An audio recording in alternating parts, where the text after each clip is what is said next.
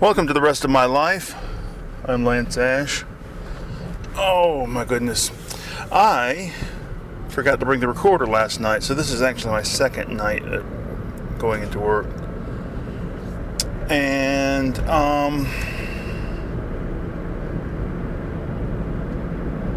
made some decisions, made a big decision last week. Can't really discuss it because it will lose its magic if I discuss it. But basically, I've decided upon a different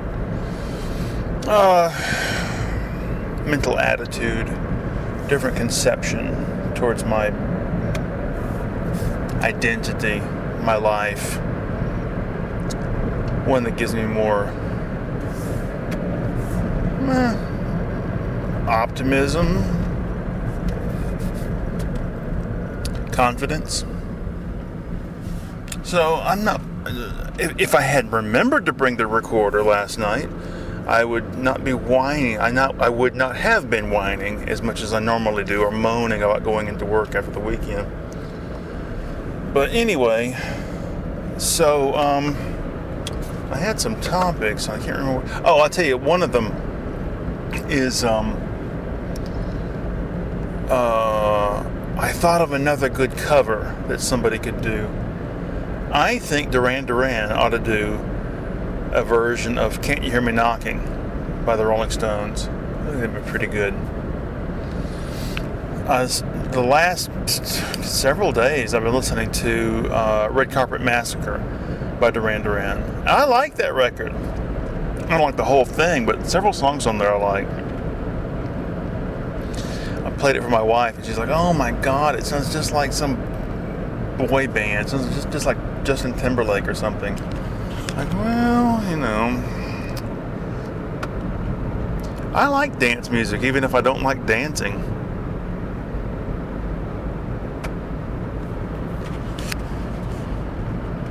So tonight I brought some more of their later period material. They're definitely a band that has an early period and then a later period. They don't sound anything like they did back in the 80s.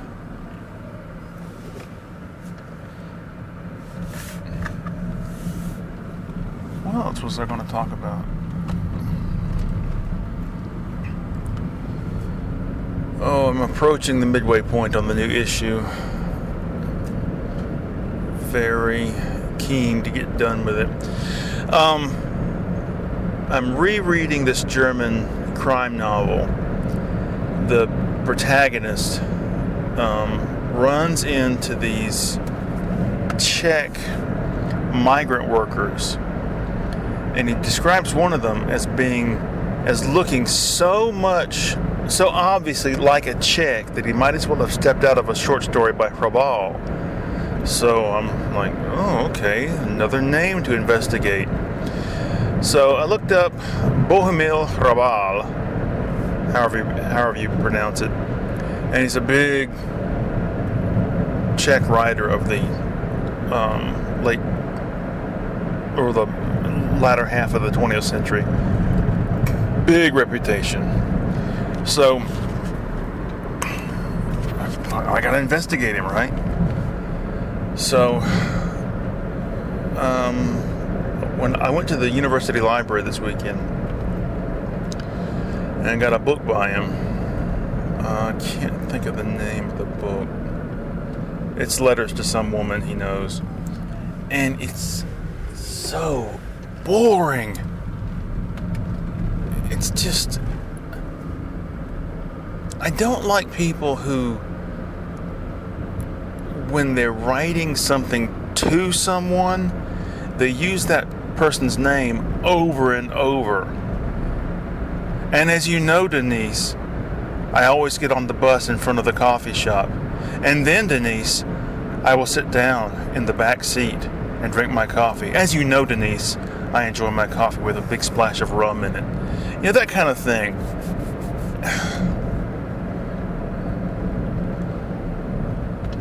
So,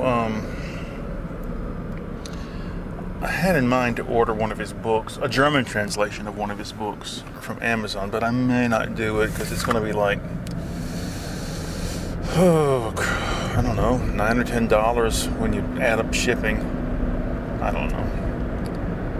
I just wish I had a core group of, German books to read over and over, but then again, there's a bunch of English language books that I want to read, or English translations of stuff.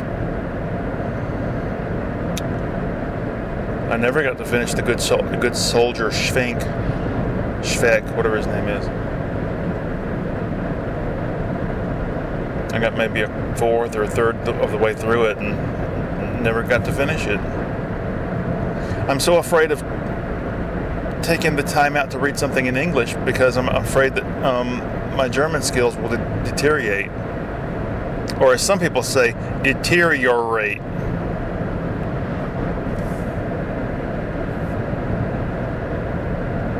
Oh my God. We had this supervisor in Athens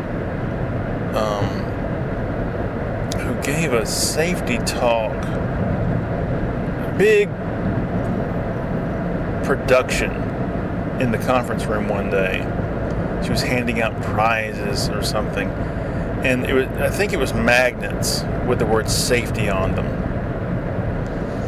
And when you answered a question, she would ask questions about safety, and when you answered a question correctly, you would get up from your seat and go get your prize up front from her. So anyway, people are getting rowdy and chattering, and in the midst of this, she says, she points down on the floor. Somebody had dropped their prize, and she said, "Somebody dropped their magnet on the floor."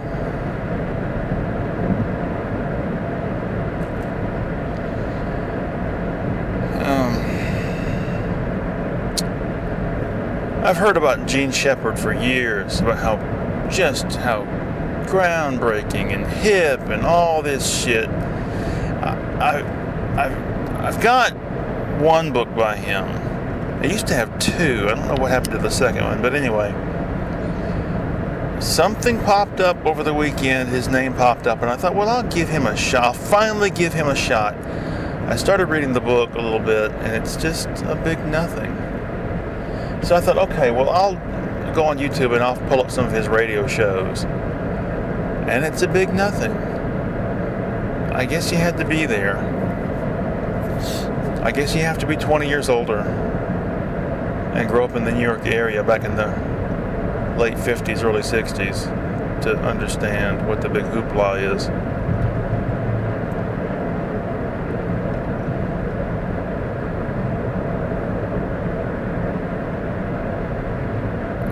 God, I slept so hard today. Crazy dreams. I got some books of cartoons from the library this weekend.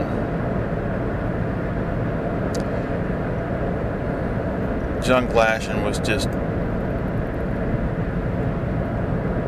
so funny and brilliant and bitter. And his work is so, on the one hand, meticulous, and on the other hand, sloppy.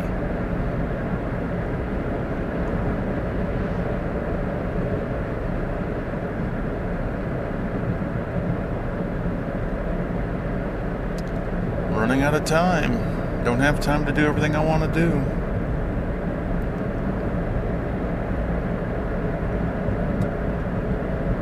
My father is selling, or I think he's already sold his townhouse, and he's going to, he's buying a piece of land maybe 2 miles from our house, and he's going to have a house built on the land he bought. I don't understand it. He says that he had to sell the townhouse because it's a 2-story and the stairs were killing his knees. Okay, understandable. I understand that. He's 74. But I don't understand moving back to our dinky little town. I just don't get it. I don't know. I don't feel any great connection to the place of my birth. Well, the place of my birth is Athens, but the place of my imprisonment is where I've lived for almost my entire life.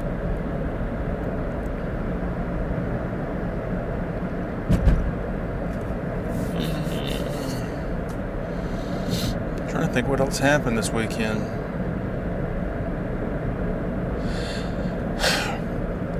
For my father, the extended family was very important, and it was important to go to all the extended family functions and all that, and I grew out of that a long time ago. I mean, I feel bad about the fact that I really don't have any interest in seeing my sister or her kids,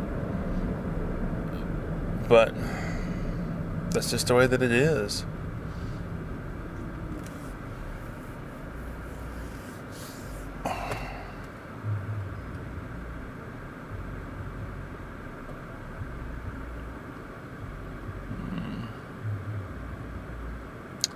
It snowed twice in the past week.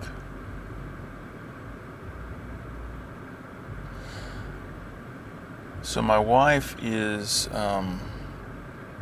she's been motivated by her sister's death to start a writing project, to just spill her guts about everything. And I think it's good.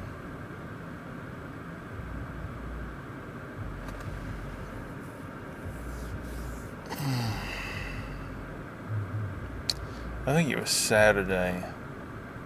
I still got a bunch of money left over from my birthday presents and stuff. I'm trying to hold on to it.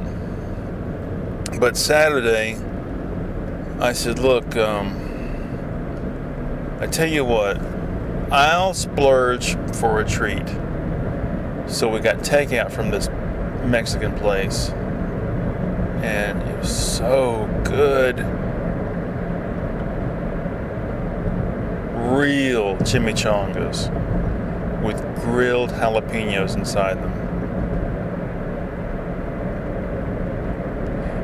Real refried beans, not that shit out of a can. Real. Why is it you can't get tortilla chips out of a bag at the grocery store or supermarket, as some people say, like you get them at the restaurant? I don't understand.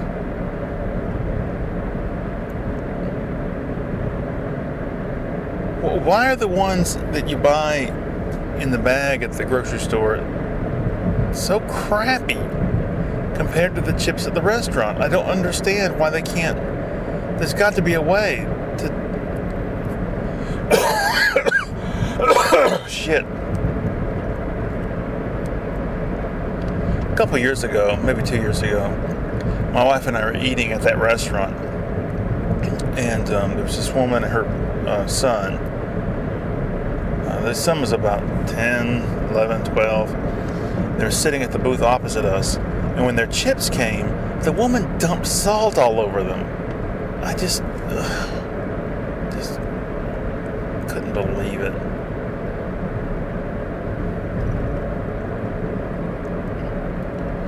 Oh, and this place, the takeout we got an order of guacamole, and this guacamole was avocados, tomatoes, cilantro, onion, and lime juice.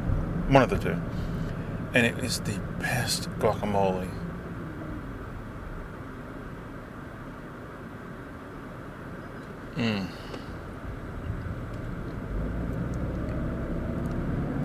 $60 for takeout. But when you're wealthy, you splurge.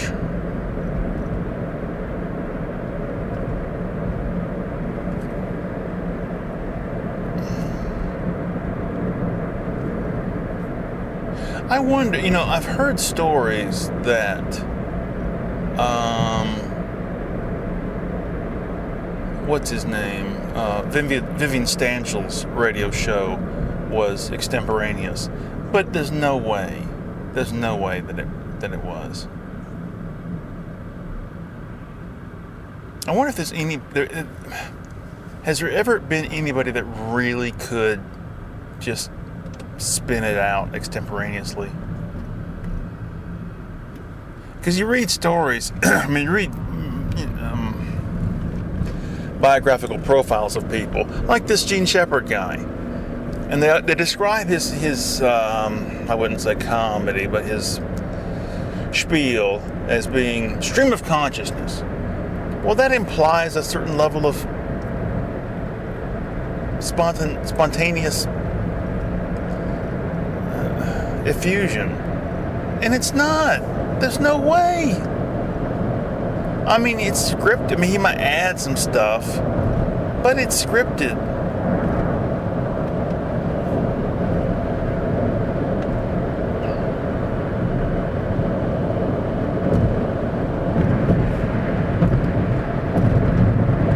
I don't know, man. This is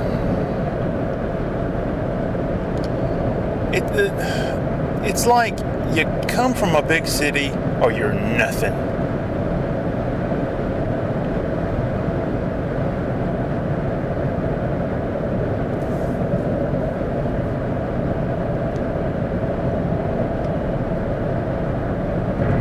And don't mistake my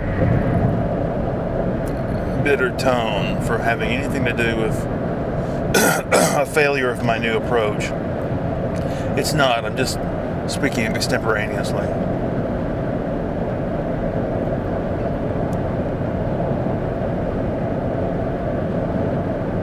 Oh, I tell you, what is wrong with my throat? If you've never heard of Beachcomber, J.B. Morton, I like that kind of writing, that kind of thing.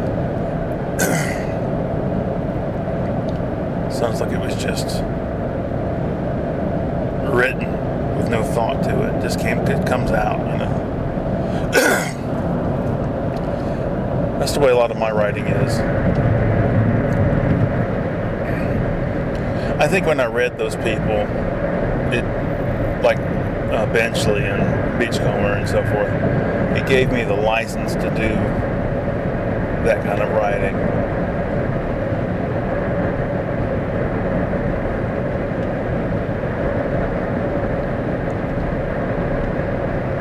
You see, like in the past, I would be dreading going to work. But now, I see it as just part of my ever unfolding tale. T-A-L-E.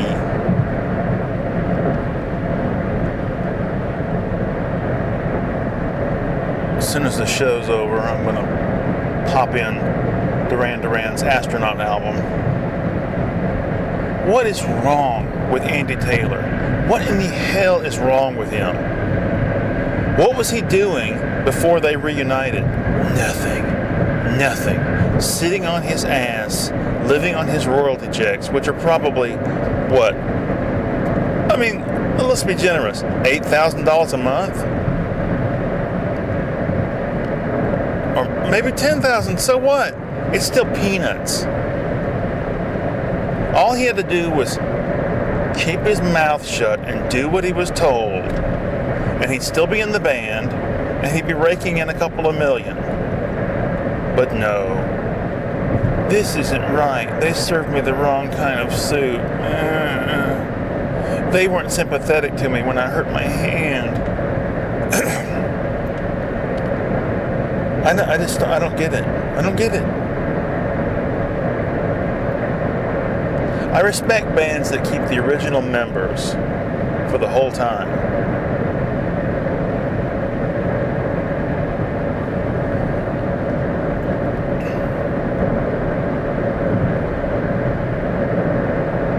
It's funny, Rick Rubin has this reputation for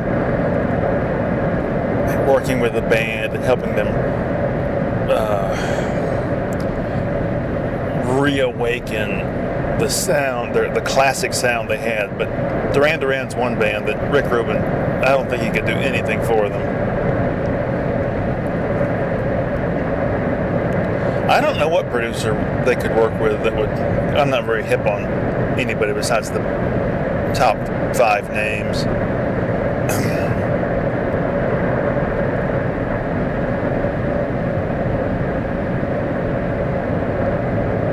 Oh my goodness.